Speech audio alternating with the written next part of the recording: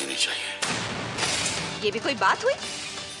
शादी के मंडप से भागी आपकी बेटी, करे कोई और भुगते हम लोग। देखिए बहन जी, ये हम दोनों के परिवारों की इज्जत का सवाल है। हमारे बेटे की शादी पंजाबी घर में हो, इससे हमारी इज्जत बढ़ जाएगी। अरे लोग तो यही कहेंगे ना कि शुद्ध सात्विक घर की रसोई मांस मच्छी खाने वाली लड़की संभालती है। नहीं नहीं, हम ऐसी लड़की को अपने घर की बहू बना नहीं सकते। क्या पंजाबी और क्या गुजराती, सिर्फ एक माँ बन के सोचो। मैं माँ बनकर सोच भी रही हूँ, समझ भी रही हूँ और देख भी रही हूँ किस तरह आपकी लड़की ने मेरे बेटे को फंसाया। और ऊपर से आप चाहते हैं कि इसकी इज्जत बचाने के लिए मैं अपने बेटे की बलि चढ़ा दूं। अगर आधी गलती मोना की है तो आधी गलती अनुकल्प की भी है। शादी का मंडप छोड़कर आपकी बेटी भागी थी, मेरा बेटा उसे भगाकर नहीं लेके गया था। इस शादी के लिए मैं किसी भी हाल में राजी नहीं हो सकती।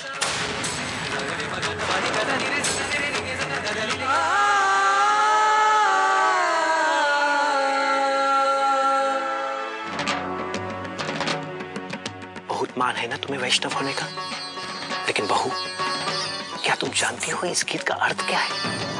एक सच्चा वैष्णव वही है जो दूसरों के मन की पीड़ा को समझे और उन पर उपकार करते समय उसके मन में बिल्कुल अभिमान न रहे।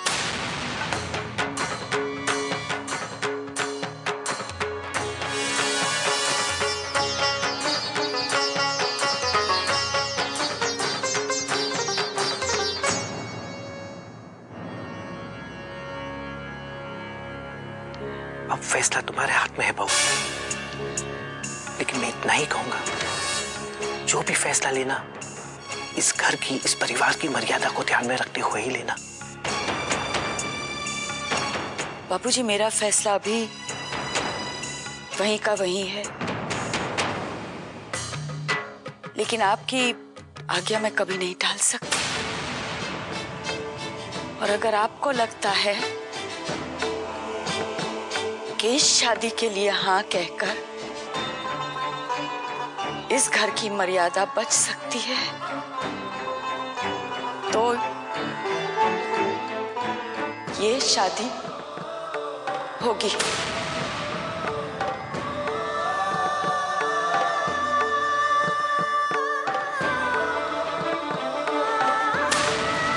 मोना ने गलती की है, उसे सजा देने के बजाय हम उसका साथ दे रहे हैं। सतनाम भाई साहब बिल्कुल ठीक कह रहे हैं। तारजी, शादी कोई खेल नहीं है। अरे मोना कैसे रहेगी उन गुजरातियों के घर में? अगर ये शादी हो भी गई तो निभ नहीं पाएगी। क्यों नहीं निभा पाएगी वो हमारे घर में? जैसे तुमने भारती को इस घर के रीति रिवाज सिखा दिए थे, वैसे वो भी सिखा देगी मोना को। क्यों भारती? अरे आप तो रहने ही दो, हैं? पता नहीं ससुर और बहू को क्या हो गया। अरे दोनों मिलकर मेरे अनुकल्प के पीछे पड़ गए।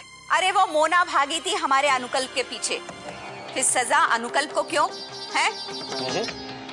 लेकिन इस गलती में हमारे अनुकल्प ने भी उसका साथ दिया, तो फिर सजा सिर्फ मोना को ही क्यों मिले? भाई, हम इस शहर के खानदानी लोग हैं। अगर हमारे घर की बच्ची से कोई गलती हो गई है, इसका मतलब ये तो नहीं है कि हम इसे किसी भी ऐसे वैसे घर में ब्याह देंगे। लोगों का क्या है, वो तो कुछ दिन बातें करेंगे और फिर भूल जाएंगे।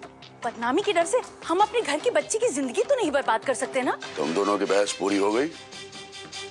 इस घर की और इस घर के बच्चों की भलाई किसमें है, ये मैं अच्छी तरह जानता हूँ। मेरा फैसला नहीं बदलेगा। मोना और अनुकल्प की शादी होगी। अब सब कुछ भूलकर अपनी नई जिंदगी शुरू कर। हम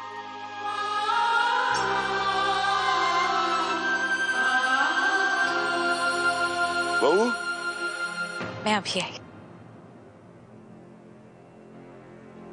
सही कह रही हो मम्मी जी, अनुकल्प बहुत प्यार करता है मुझे और मैं भी उसे बहुत चाहती हूँ, बस उसे बता नहीं पाई।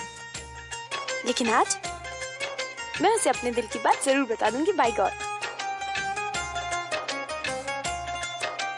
हाँ, सारे फंक्शन कल से ही शुरू हो रहे हैं, इसलिए तुम्हें कल से ही आना होगा। अच्छा, मैं बाद में बात करती हूँ, बहुत सारे लोगों को फोन करना है। अरे दक्षा, गुस्सा थूक दे। तेरे एक लौते पोते की शादी है, मन के सारे अरमान पूरे कर ले। बापूजी ठीक कह रहे हैं, अब मान भी जाओ ना।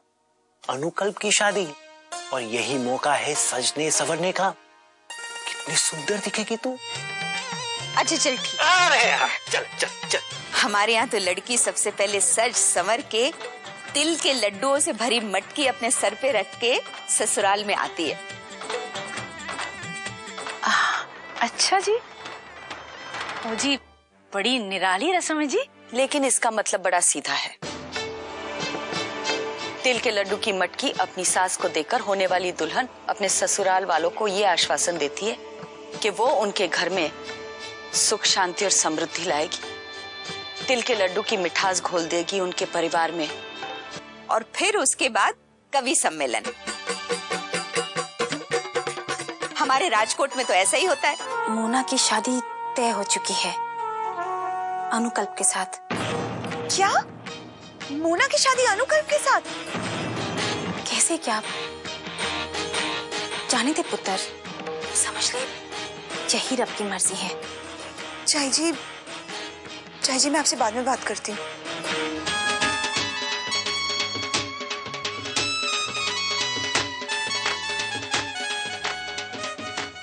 रुको मोना। हाय रब्बा, अब मैंने क्या गलती कर दी?